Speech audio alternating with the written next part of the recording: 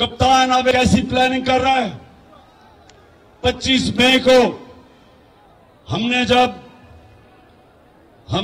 25 मई को एक पुरअमन एहतजाज के लिए इस्लामाबाद निकले तो इन्होंने हमारे ऊपर जुल्म किया और तशद्दुद किया।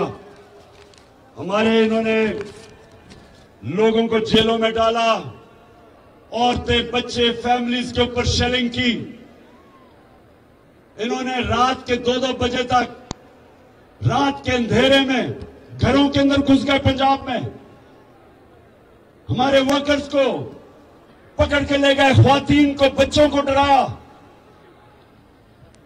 और जिस तरह की शेलिंग की इस्लामाबाद में और लिबर्टी चौक में, लाहौर में, इसकी कोई मिसाल नहीं मिलती कि फैमिलीज के ऊपर इन्होंने शेलिंग की। तो अब मैं तैयारी कर रहा हूं। मेरा प्लान है, वो जो मुजरिम कातिल राना सनाउल्लाह, उसका भी प्लान है, और शहबाज शरीफ का भी, और मेरा भी प्लान है।